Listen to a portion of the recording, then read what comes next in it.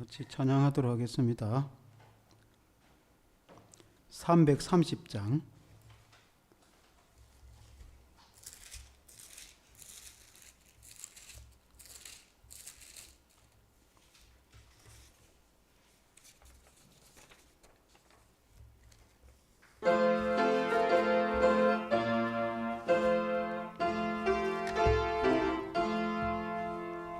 어두운 밤 시들이니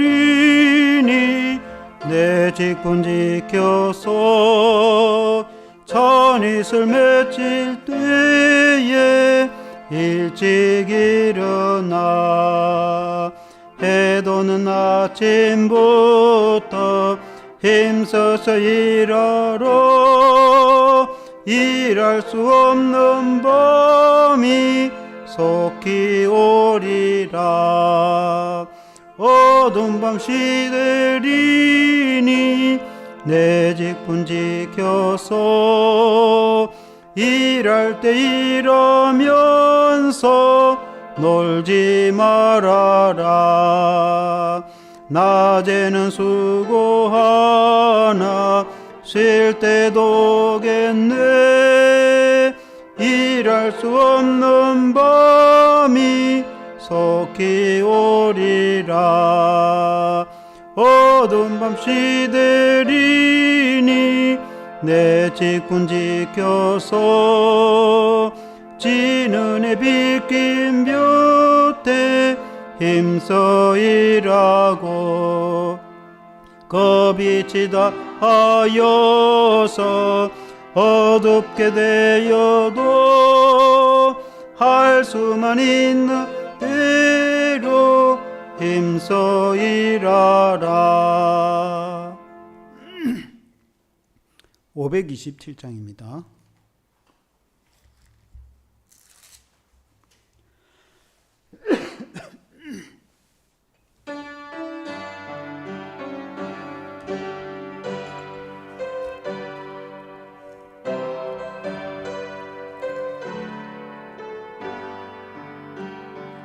어서 돌아오 어서 돌아마노.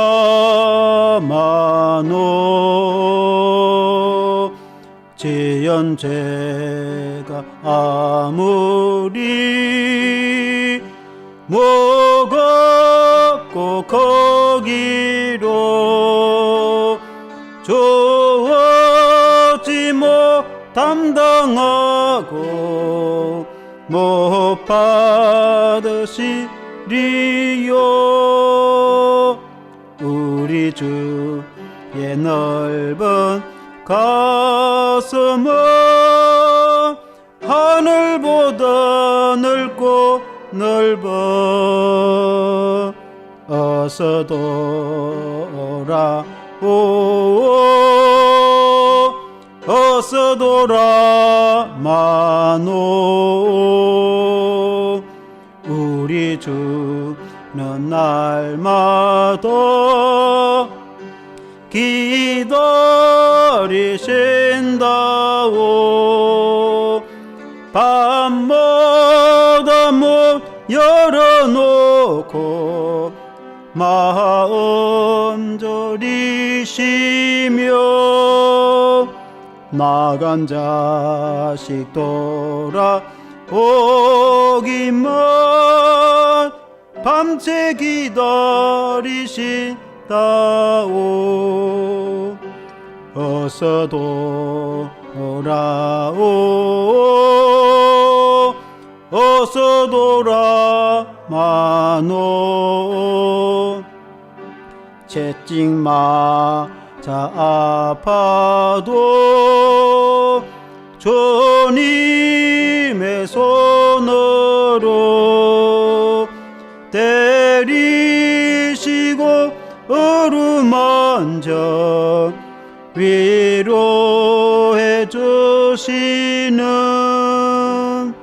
우리 주의 넓은 품으로 어서 돌아오 어서. 144장입니다.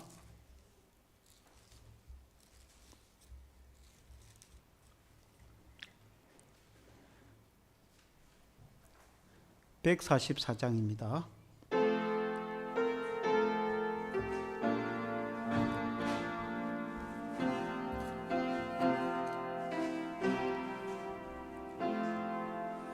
예수 나를 위하여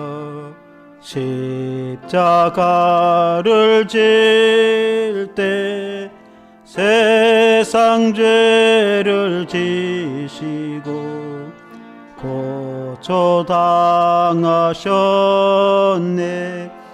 예수님 너의 죄 위하여 보배 피를 흘리니 죄인 받으소서. 십자가를 지심은 무슨 죄가 있나. 저 무지한 사람들 메시아 죽였네.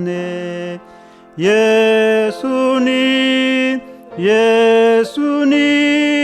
너의 죄 위하여 보배 피를 흘리니 죄인 받으소서.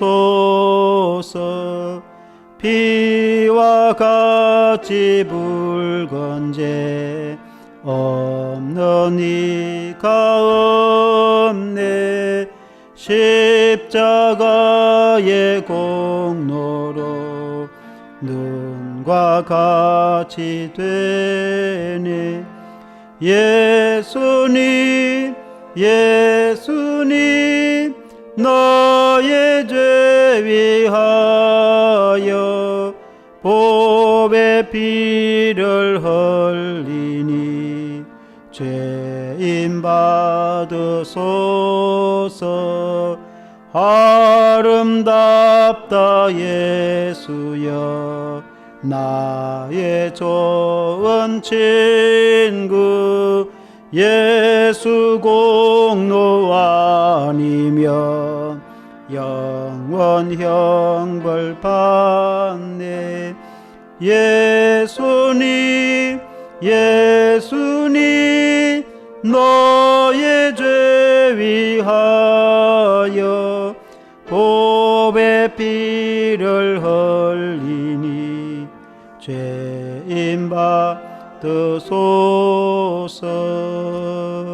아멘. 523장 찬송하면서 이어서 오예배를 드리겠습니다.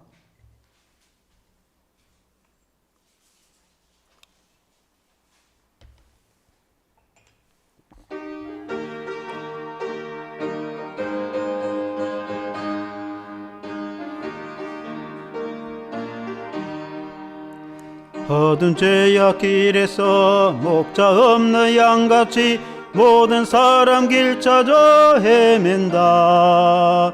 자비하신 하나님 독생자를 보내서 너를 지금 부르니 나오라. 이때라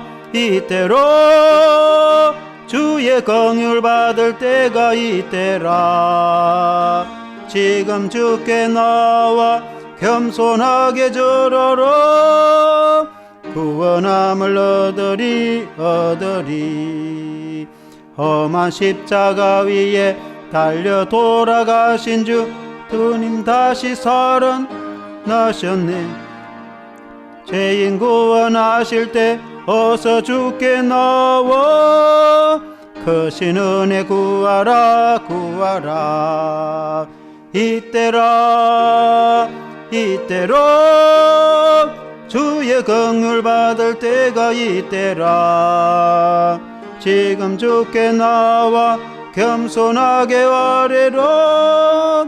구원함을 얻으리 주의 귀한 말씀에 영원 생명이 있나니 주님 너를 용서해 주신다.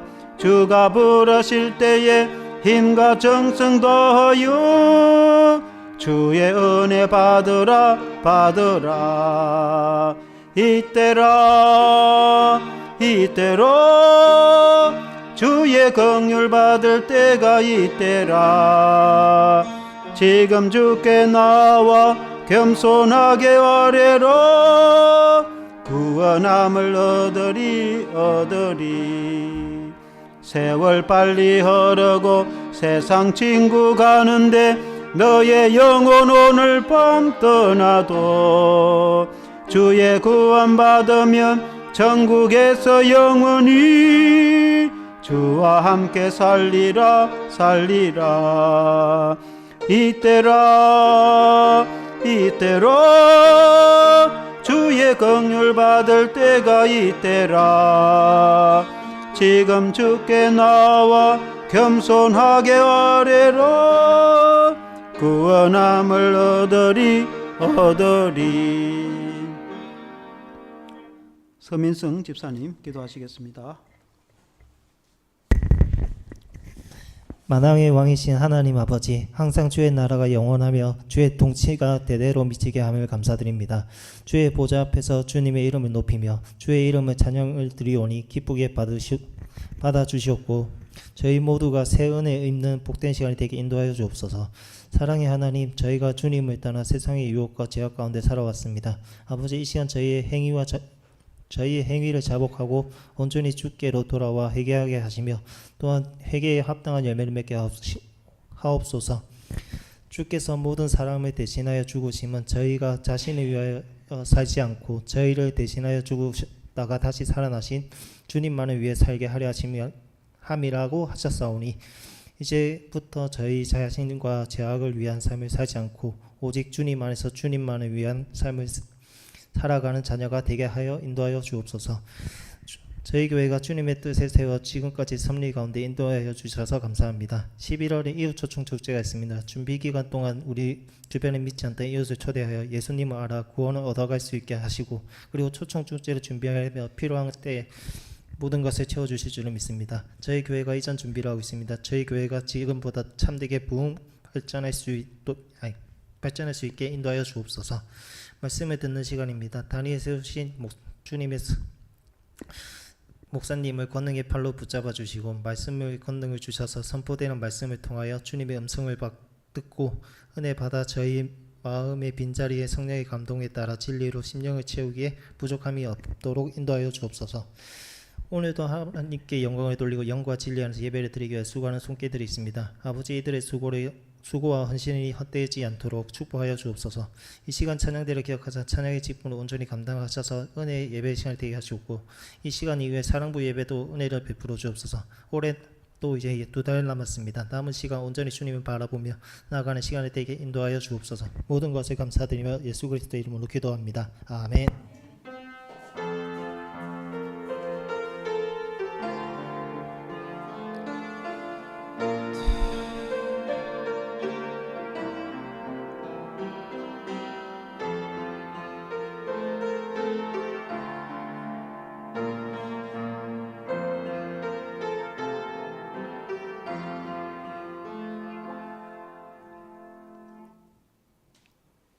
하나님의 말씀은 신명기 7장 1절에서 11절 말씀입니다.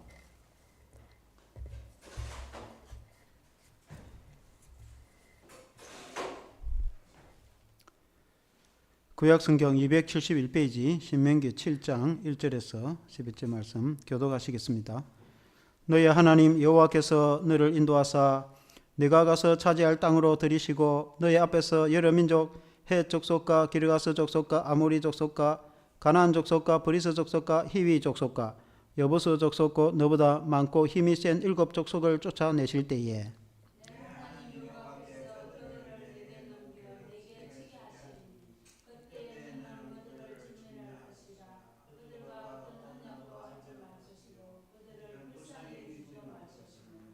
또 그들과 혼인하지도 말지니 너의 딸을 그들의 아들에게 주지 말 것이요 그들의 딸도 너의 며느리로 삼지 말 것은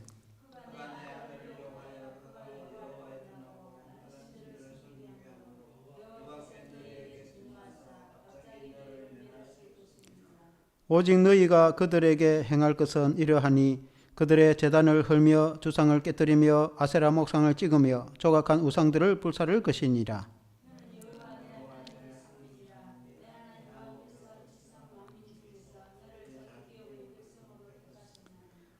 여호와께서 너희를 기뻐하시고 너희를 택하심은 너희가 다른 민족보다 수효가 많기 때문이 아니라 너희는 오히려 모든 민족 중에 가장 적으니라.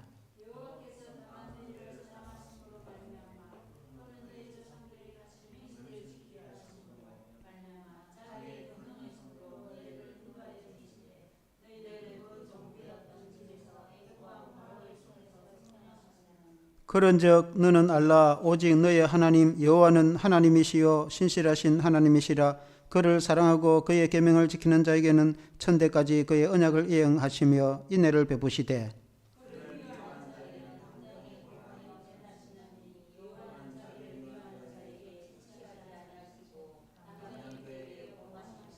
같이 읽겠습니다.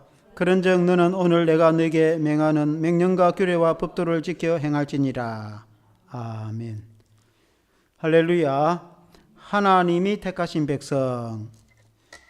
좀 더 구체적으로 하나님이 택하신 백성 가나안에서 할 일 제목으로 말씀을 드리겠습니다. 이스라엘을 하나님의 선민, 하나님의 성민이라고도 합니다. 6절에 보면은 너는 여호와 너의 하나님의 성민이라. 너의 하나님 여호와께서 지상 만민 중에서 너를 자기 기업의 백성으로 택하셨나니. 하나님이 택한 백성이다.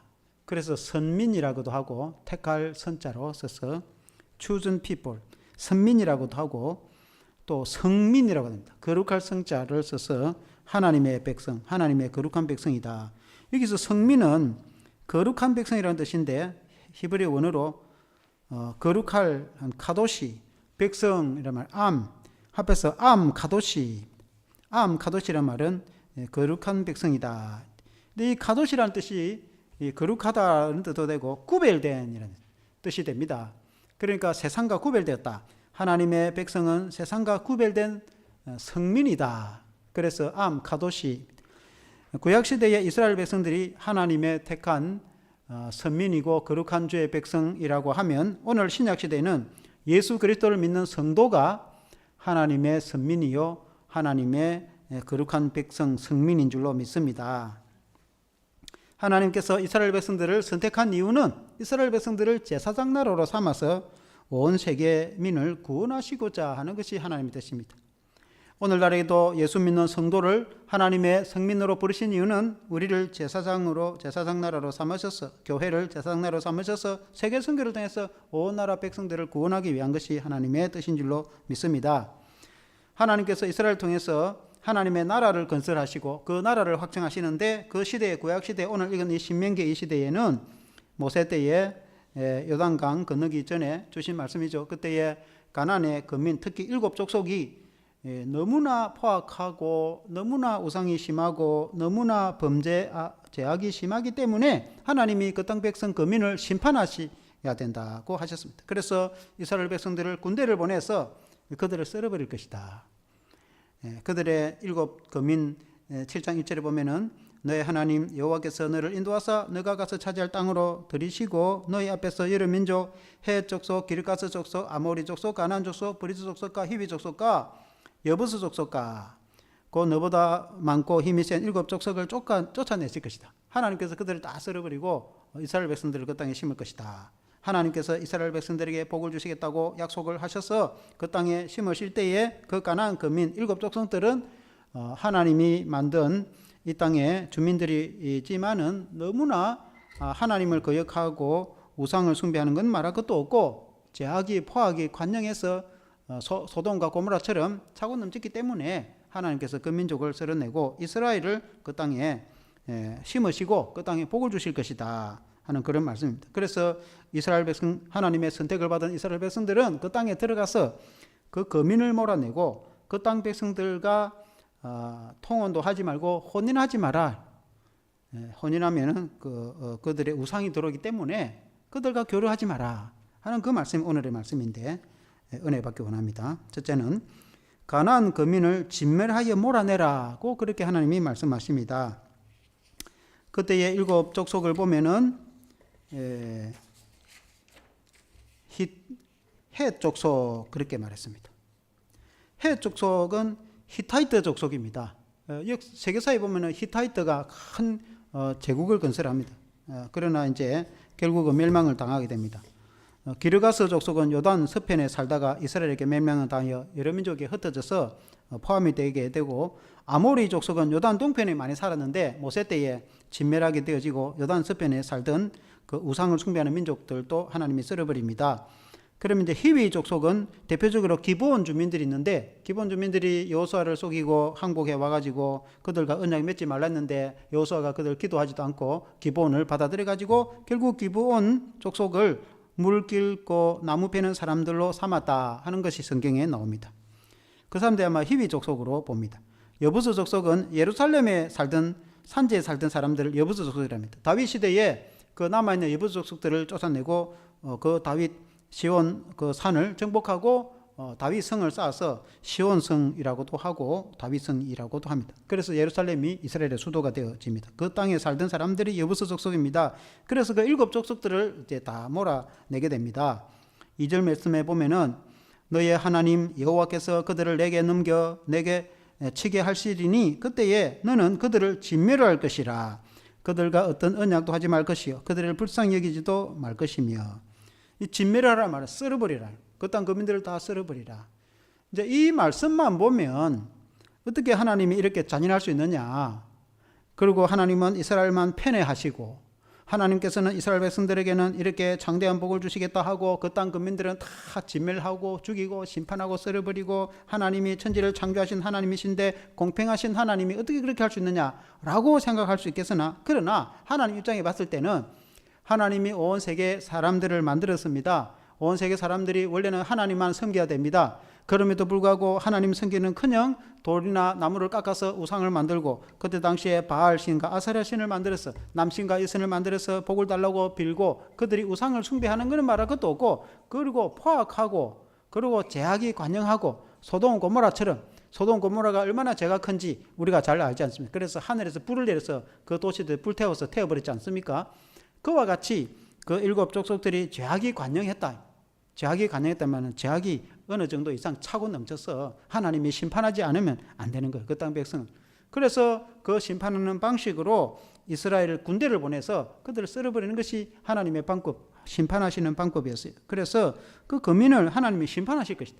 그래서 이스라엘 백성들을 보고 그들을 살려주지도 말고 그들과 언약하지도 말고 그들을 불쌍히 여기지도 말라. 왜냐하면 그들 안에는 우상이 너무나 많고 가정한 죄악들이 너무나 많기 때문에 그걸 살려두면은 나중에 전염병처럼 이스라엘 백성들에게 다시 번지면은 하나님께서 이스라엘 백성들을 또 심판을 해야 되기 때문에, 그래서 그들 남겨두지 말고 섬멸하고 썰어버리라. 그렇게 하는 것이 이제 하나님의 뜻입니다. 하나님께서 사람 자체를 싫어하거나 하나님께서 인류를 멸망시키려고 하는 그런 하나님이 아니고, 하나님은 죄악을 싫어하시고 하나님은 우상을 싫어하시고 하나님은 범죄와 악을 싫어하는 거예요. 그걸 하나님이 두고 볼 수는 없는 거예요. 그것도 어느 정도일 때는 오랫동안 참으셨어요. 가나안 거민들이 오랫동안 하나님께서 아브라함에게 약속하신 이유도 430년 동안 참았지 않습니까? 그동안에 가나안 거민들이 회개하고 돌이켰으면 또 하나님이 다른 땅을 줄 수도 있겠습니다. 그러나 그 거민들이 수백 수천 년 지난 동안에 회개하기는커녕 소돔 고모라보다도 더 악하게 그렇게 범죄하고 했기 때문에 하나님께서 그 땅을 썰어버리라. 그렇게 이제 말씀하고 있는 것입니다. 그러나 이제 신약 시대에 독생자 예수 그리스도를 보내주셔서 복음을 통해서 이 땅에 민족과 열방과 세계를 죄에서 회개케 하고 예수 믿어서 구원받아서 죄를 사함받게 하고 온 민족과 세계와 열방들이 구원을 받는 것이 하나님의 뜻입니다. 그래서 교회를 세우고 열방과 세계에 복음을 전가해 선교사를 파송하고 복음을 통해서 구원을 받게 하는 것이 하나님의 뜻입니다. 그렇게 복음을 전하고 그렇게 했는데도 불구하고 하나님을 거역하고 불순종하고 죄악을 짓고 우상이 관영하여서 하나님을 대적하면 언젠가 심판을 받게 되겠죠. 그러나 어느 민족, 어느 일방이라도 다 누구든지 개인이라도 예수님을 믿고 영접하여서 죄를 회개하고 하나님께 돌아오면 구원을 받는 것이 하나님의 뜻인 줄로 믿습니다. 오늘날 뉴스에 보면은 팔레스틴과 이스라엘이 전쟁을 하고 있습니다. 그래서 이제 뉴스에 보면 가자 지구에 이스라엘 지상군이 들어가느냐 마느냐 뭐 이렇게. 가자 지구는 성경에 보면은 다윗이도 가사하고 그 7지방이 되는 그 지역을 가자 지구라고, 가사하고 블레셋 팔레스틴 살던 그 지역을 가자 지구라고 합니다. 서쪽에 있습니다. 그리고 이제 그 말고 서안 지구라고 있습니다. 서안 지구는 예루살렘을 수도를 반으로 나눠서 동예루살렘을 비롯해서 서예루살렘은 이스라엘이 다스리고 동예루살렘은 주로 이제 팔레스틴이 사는데 그 동예루살렘을 비롯해서 그 일대 지역을 서안 지구라고, 그 서안 지구를 하면은 요르단 서쪽에 있다 해서 서안 지구라고 합니다.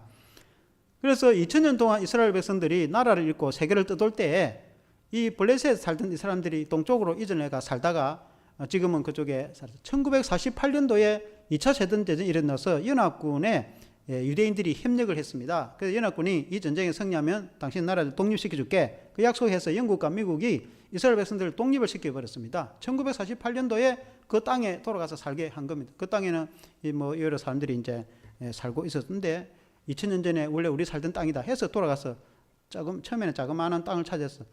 중동 전쟁 1948년 이제 독립하고 나서 1차, 2차, 3차 전쟁이 나가지고 땅을 확장시켜서 왼쪽에 가자 지구와 오른쪽 서안 지구 남겨놓고 원래 땅을 이제 회복을 시켜서 이 이스라엘이 강력한 군대가 돼서 이 팔레스틴하고 이스라엘은 게임이 안 됩니다.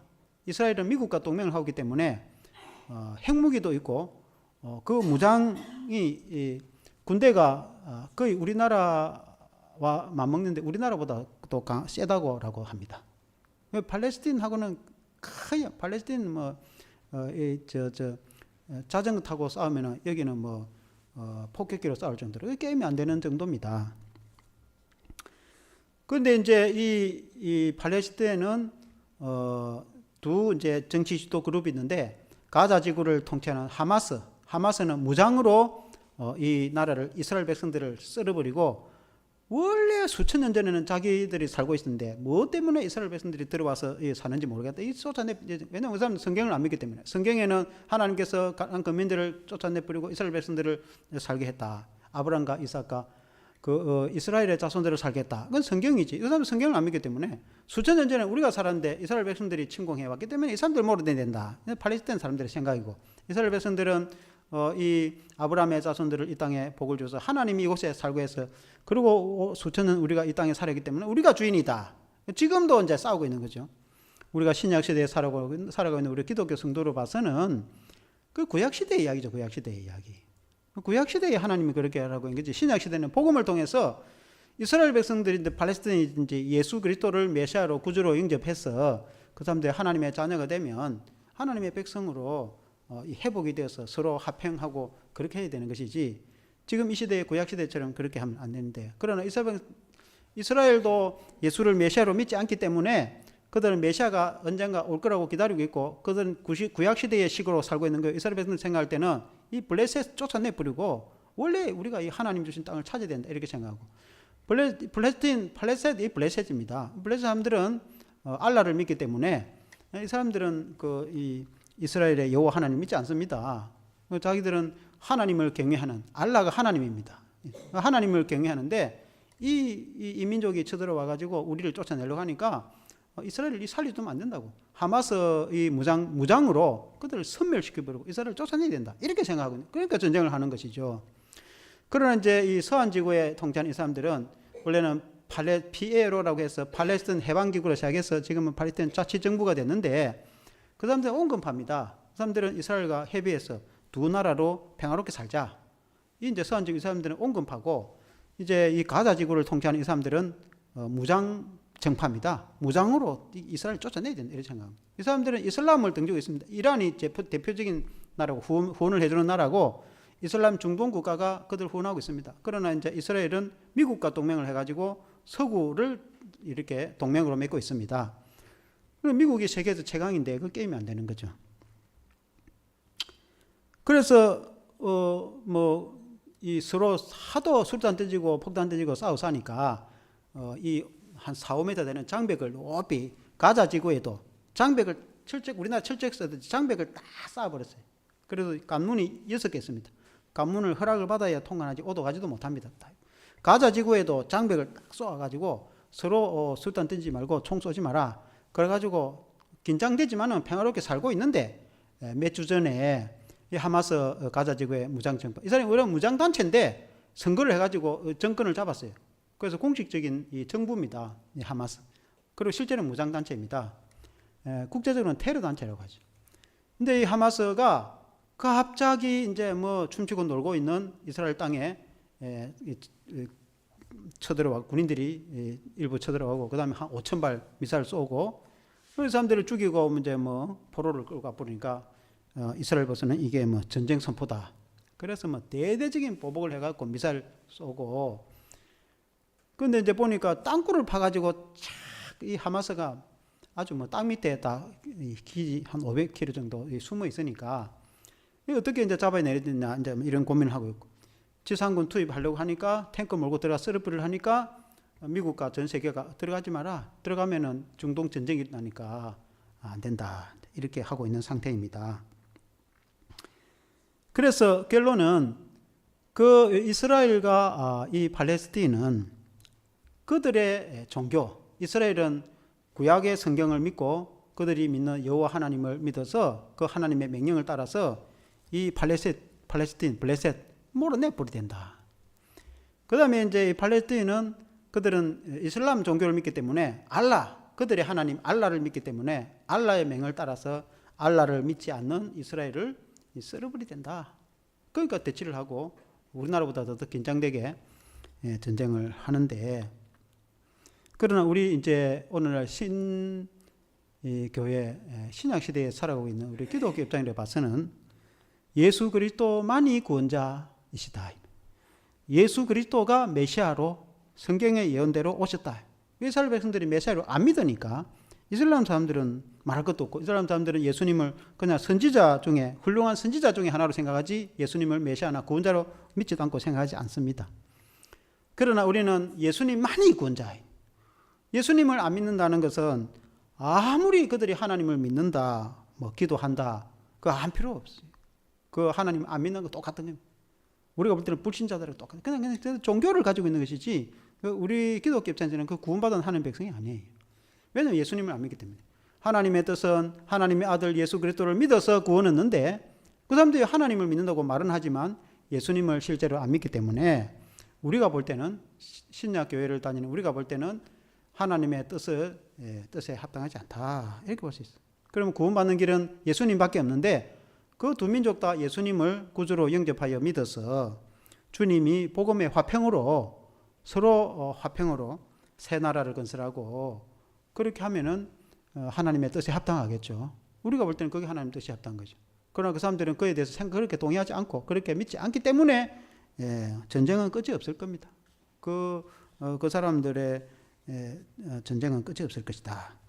그래서 복음이 들어가고 선교사님 들어가서 교회는 양쪽 다 세우고 있어요. 이스라엘도 교회가 성장하고 팔레스틴도 교회가 성장하고, 이 교회가 어느 정도 지배적으로 성장하면은 예수 믿는 사람끼리 말라 싸우겠어요. 서로 화평하겠지. 그때 되면 평화의 나라가 오겠죠. 우리나라 선교사님도 많이 들어가 있습니다. 이스라엘도 들어가 있고 팔레스틴도 들어가 있고 다 들어가 있습니다. 그래서 언젠가는 회복이 돼야 되지 않겠나, 이렇게 봅니다. 그런데 이제 오늘 이건 이 성경의 말씀대로는, 그러나 이제 그 시대에는 가나안에 살고 있는 일곱 이 백성 족속을 비롯한 이 가나안 거민들이 너무나 우상이 심하고 악을 행하기 때문에 하나님이 그 민족을 썰어버리고 심판하는 것이 하나님 뜻이다. 두 번째는 가나안 거민과 혼인하지 말라, 그렇게 말씀했습니다. 3절에 보면은 또 그들과 혼인하지도 말지니 너의 딸을 그들의 아들에게 주지 말 것이요 그들의 딸도 너의 며느리로 삼지 말 것은. 그러니까 혼인하지 마라, 그 땅 거민들하고. 왜 혼인하지 말라고 말하는가? 4절에 설명을 잘 하고 있어요. 4절에 보면은 그 그가 너희 아들을 유혹하여 그가 여호와를 떠나고 다른 신들을 섬기게 함으로 여호와께서 너희에게 진노하사 갑자기 너희를 멸하실 것임이니라. 아주 정확한 답을 말씀하고 있어요. 만일에 이제 믿지 않는 가나안 거민이 시집을 왔다. 시집을 오면은 우상을 가지고 온단 말이에요.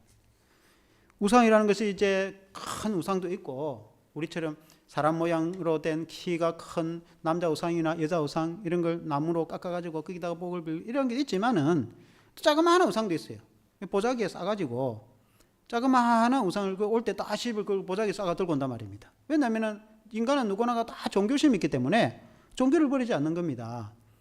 그러니까 당연히 이제 자기 마음의 평안을 찾기 위해서 자기가 어릴 때부터 섬기던 그 신을 가지고 오는 거죠. 우리가 볼 때 인간이 만드는 신이죠. 그게 우상인 거죠. 그걸 가지고 가고 집에 가지고 이제 장을 만들어 놓고 얹어놔 놓고 거기다가 빈단 말입니다. 그러면 이제 이 이스라엘 남자와 그 이방 여인과 결혼을 하면은 부부가 함께 살 건데 살다 보면은 정도 들고 그러면은 처음에는 이제 지가 그러든지 말든지 이렇게 하겠죠. 이스라엘 남자로서. 그러다가 이제 애 놓고 오래 살다 보면은 정도 들고 그러면은 한번 구경 좀 하라 하고 하면은 그 구경 안 하겠습니까? 그러면 이제 우상을 어떻게 우상에 기도하고 절하고 하는 거 구경하다 보면은 특히 이제 더 마음이 가까우면 가까울수록 우상에 빠질 수가 있단 말입니다. 그리고 이제 이 여자가 보통 애를 여자가 키운단 말입니다. 그 어릴 때 젊을 때부터 그 기도하는 걸 우상에게 기도하는 걸부터 계속 들려주고 키우면은 아버지는 밭에 일하러 가고 없는데 그 얘가 크면은 엄마 목소리를 듣고 자라기 때문에 얘가 크면은 아버지 성경은 하나님은 어디 간데 없고 결국 우상을 숭배하게 되고 나라 전체가 우상에 빠지게 된다.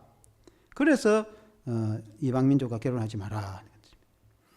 실제로 이스라엘 백성들에게 그런 일이 있었어요.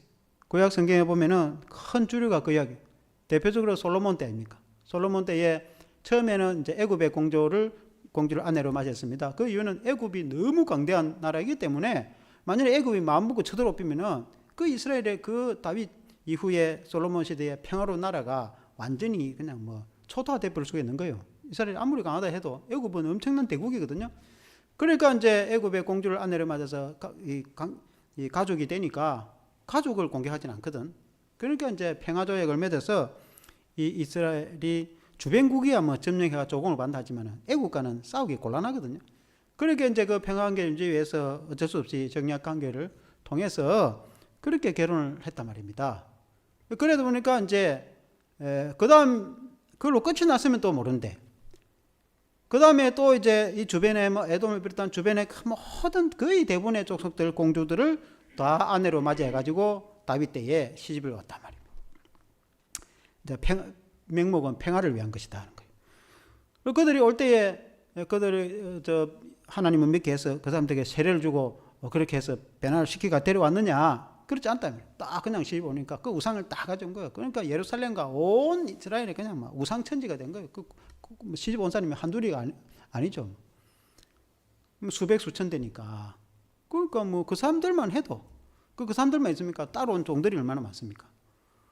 그러니까 하나님께서 이 땅을 심판할 거다. 그러나 다윗 신앙 때문에 그 솔로몬 때는 당대는 그렇게 하지 않고 솔로몬의 다음 때, 르호보암 때에 나라가 둘로 쪼개지죠. 그 10지파를 데리고 북이스라엘, 여로보암이 북이스라엘을 건설하게 되고 남쪽은 베냐민과 유다가 두 지파를 통해서 남유다. 그래서 남유다와 북이스라엘의 나라가 쪼개진 이유가 결국 그 일 때문 아닙니까?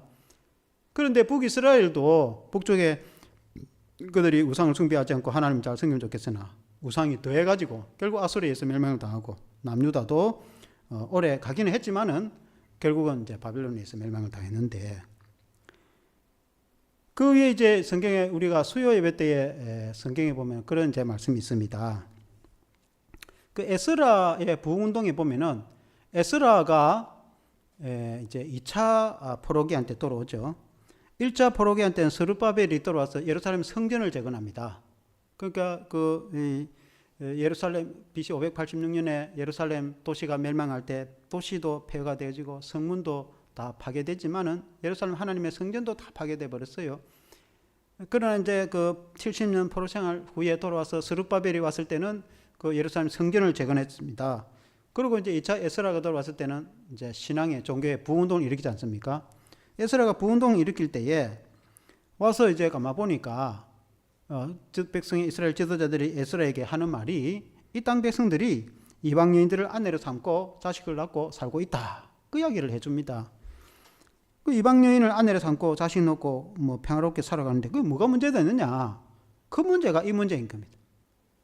그러니까 이제 특히 이제 백성의 지도자들도 제사장을 비롯해서 정치적 종교적 지도자 그룹이 더 어뜸이 되어서 이방 여인을 아내로 삼아가지고 그렇게 살고 있는 거예요. 심지어 자식도 낳고 백성은 말할 것도 없고.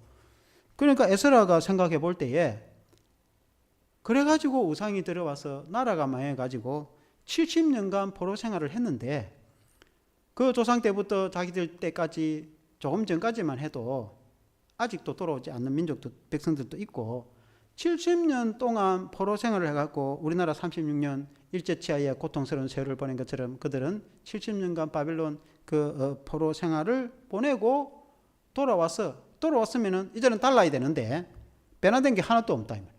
여전히 예루살렘과 유다 거민들이 이방인들과 결혼해가지고 자식 낳고 살고 있는 거예요. 그 말은 우상에 찌들어서 똑같이 살고 있다.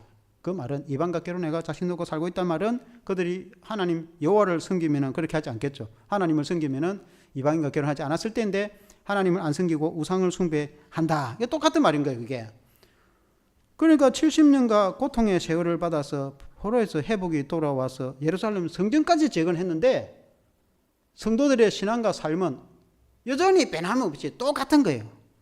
그러니까 에스라가 올 때는 그러면 어떻게 되는 거냐. 그러니까 하나님 앞에 마음이 답답하고 너무나 마음이 괴롭고 그래서 이 수염을 찢고 머리털을 뜯고 먼지를 뒤집어 쓰고 굵은 배를 입고 슬퍼하고 고통스러워하면서 어떻게 이럴 수가 있느냐. 그리고 이제 회개운동을 했다. 우리나라 백성들이 우상을 숭배해가지고 나라가 망하고 성전도 폐가되고 포로 생활을 70년간 한 것도 억울한데 그것도 억울한데 포로에서 돌아와 보니까 아직도 변화가 된 것 없이 나라가 망하기 직전의 생활이나 지금 생활이나 똑같은 겁니다. 변화가 없는 겁니다.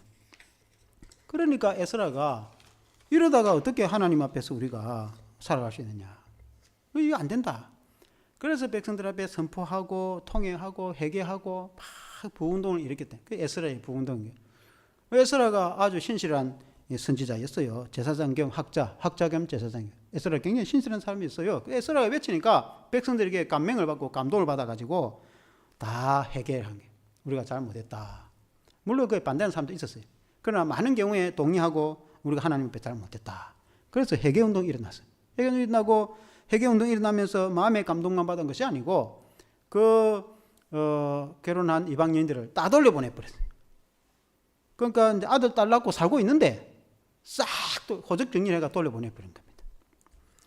그게 보통 일 아니죠. 거의 보통 일입니까? 그냥 자식도 없는 것 때문에 이혼해가 살고 다른 이스라엘 백성하고 결혼해가 산다 하면 이해가 되지만은 그러나 자식 놓고 살고 있는데 다 돌려보내. 이게 엄청난 결단을 하고 이제 그게 회개 운동과 부운동이 에스라 때에 있었다 하는 것입니다. 그만큼 이제 이방 이 족속들과 이제 혼인하지 말라 하는 이유가 여기에 이제 있는 것이죠. 최근에 이제 주변에 이제 우리 이 관내에 어느 목사님 아들이 결혼을 했는데 목사님 아들입니다. 참 신실하고 직장생활도 잘 지방의 자그마한 중소기업 다니면서 청년이 신앙생활도 잘해서 아버지 목사님이니까 그래서 이제 자매를 사귀었는데 교회를 안 다니는 거예요. 이 자매가 좋아하고 따라오는 거예요. 그러니까 이제 목사 아들인데 교회도 안 되는 자매를 결혼시켜준다. 그러니까 우리는 신앙이 예수 믿어야 된다. 이제 자매가 내 예수 믿겠다고. 그래가지고 이제 인근에 큰 교회에 등록을 시켜가지고 공부를 시켰어요. 학습 6개월 공부시키고 학습시키고 또 6개월 공부시키고 세례 공부시키고 세례를 주고 세례 받고 나서 조금 있다가 결혼을 시키고 그래서 얼마 전에 결혼을 한 겁니다. 그렇게 되면 괜찮은 거죠. 그러니까 원래 예수를 안 믿었지만은 예수 믿겠다고 예수 영접하고 학습 세례 공부시키고 세례 교인이 되면은 정식 성도 아닙니까? 성도가 돼가지고 결혼을 시킨 거예요. 그러니까 그거야 뭐 좋은 일이죠.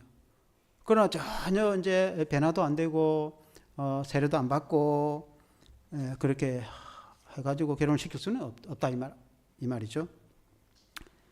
그래서 꼭 결혼을 시키려고 하면 예수를 믿으라. 그리고 이제 학습 세례를 받아라. 그리고 정식 교회를 통해서 그렇게 이제 결혼 예식을 하면 됩니다. 9절에 보면은 그런저 너는 알라 오직 내 하나님 여호와는 하나님이시요 신실하신 하나님이시라. 그를 사랑하고 그의 계명을 지키는 자에게는 천대까지 그의 언약을 이행하시며 인애를 베푸시되. 하나님을 사랑하고 하나님 말씀대로 사는 성도에게 하나님께서 큰 복을 주시고 하나님이 인애와 사랑을 베푸시는데 천대까지 베푸신다. 얼마나 하나님이 사랑하시고 복을 주시는지 그렇게 말씀을 잘 하고 있지 않습니까? 그래서 결론적으로 믿음으로 신앙으로 사는 가문에 창대한 복을 주시리라 그렇게 이제 말씀하셨어요. 13절에 보면은 곧 너를 사랑하고 복을 주사 너를 번성하게 하시되 내게 주리라고 너의 조상들에게 맹세하신 땅에서 너의 소생에게 은혜를 베푸시며 너의 토지 소산과 곡식과 포도주와 기름을 풍성하게 하시고 너의 소와 양을 번식하게 하시리니 그렇게 말해요. 하나님께서 사랑해 주시고 복을 주시고 번성하게 하신다 그렇게 말씀하고 있습니다. 토지 소산이 번창하게 하실 것이다. 이 생육과 기업이 복되게 하실 것이다. 생육하고 번성하게 할 것이다. 14절에도 보면은 너가 복을 받음이 만민보다 훨씬 더하여 너희 중에 남녀와 너희 짐승의 암소에 생육하지 못함이 없을 것이며 자녀 자손들도 번창하게 될 것이고 양떼와 소떼들도 창대하게 될 것이다. 하나님께서 가문에 복을 주시며 기업에 복을 주실 것이다. 15절에 보면은 여호와께서 또 모든 질병을 너에게서 멀리하사 너희가 아는 애굽의 악질에 걸리지 않게 하시고 너희를 미워하는 모든 자에게 걸리지 않게 하실 것이다. 너를 미워하는 모든 자에게 걸리게 하실 것이다. 그 애굽의 그 재앙을 내려 가지고 얼마나 악한 질병이 있지 않습니까? 그런 질병이 너희에게는 하나도 임하지 않게 할 것이다. 그러니까 하나님을 사랑하고 하나님 말씀대로 살기를 다짐하고 믿음과 신앙으로 살아가는 성도들의 가문과 나라와 민족에게 하나님께서 큰 복을 주시되 그런 악질 질병이 걸리지 않게 하실 것이다. 하나님께서 지켜주시고 보호해주신다. 하나님께서 얼마나 복을 주시는가. 그러면 우리가 하나님을 잘 경외하고 믿음과 신앙으로 살아가는 성도의 신앙이 되기를 주 이름으로 축원합니다. 기도하겠습니다. 하나님 아버지, 오늘 이 말씀을 통해서 하나님께서 이스라엘 백성들을 통해서 가나안 땅을 정복하게 하실 때에 그들이 가나안 땅 거민들이 온갖 우상과 악을 행하고 범죄하고 흉악한 그런 민족들을 썰어버리고 하나님께서 신실하고 성실하고 또 복이 되는 이스라엘 민족을 그 땅에 살게 하실 뿐만 아니라 하나님께서 그 땅 거민과 언약과 혼인도 하지 말며 하나님의 말씀과 신앙으로 따라 살기를 또 하나님께서 가르치셨습니다. 그래서 그 하나님 말씀대로 믿음과 신앙을 따라가서 살아가는 성도들에게 하나님이 창대한 복을 내려주시며 자녀와 자손들의 가문에 복을 주시고 생업과 기업이 기름지도록 복을 내려주시고 또 악한 질병이 걸리지 않게 하시고 하나님께서 그 민족을 창대하게 하실 것이라 하셨으니 그 말씀이 오늘날에도 우리에게 해당되는 줄 믿습니다. 우리가 예수님을 믿어서 하나님의 자녀 하나님의 백성이 되어서 성민이 되어서 우리가 하나님을 경외하고 하나님의 말씀과 신앙을 따라 살아가므로 하나님의 주시는 창대한 복을 우리의 가문이 받게 해주시고 자녀 자손들이 받게 해주시고 이 나라 민족이 받게 해주시고 이 나라 한국교회가 번성하고 그리하여 이 국가와 사회가 복을 받게 하여 주시옵소서. 예수 그리스도 이름으로 기도합나이다. 아멘. 찬송가 524장 찬송하시겠습니다.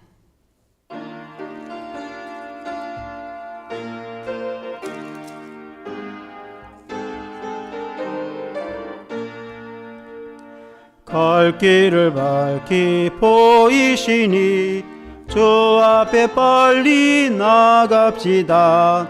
우리를 찾는 구주 예수 곧 오시네. 죄악 벗은 우리 영혼은 기뻐 뛰며 주를 보겠네. 하늘에 계신 주 예수를 영원히 섬기리. 우리를 오라 하시는 말 기쁘게 듣고 순종하세. 구주를 믿기 지체 말고 속속히 나가세. 죄악 벗은 우리 영혼은 기뻐 뛰며 주를 보겠네. 하늘에 계신 주 예수를 영원히 섬기리. 주 오늘 여기 계시오니 다 와서 주의 말씀 듣기도 하며 생각하니 참 진리시로다. 죄악 벗은 우리 영혼은 기뻐 뛰며 주를 보겠네. 하늘에 계신 주 예수를 영원히 섬기리. 교회 소식은 주보를 참고하시겠습니다. 나눠준 전도 선물을 이웃에게 나눠주면 되겠습니다. 축도함으로 예배를 마치겠습니다. 우리 주 예수 그리스도의 크고 놀라우신 은혜와 하나님 아버지의 무한하신 사랑하심과 성령의 충만하신 은혜가 모든 성도들과 자손들 위해 영원토록 항상 함께 있을지어다. 아멘.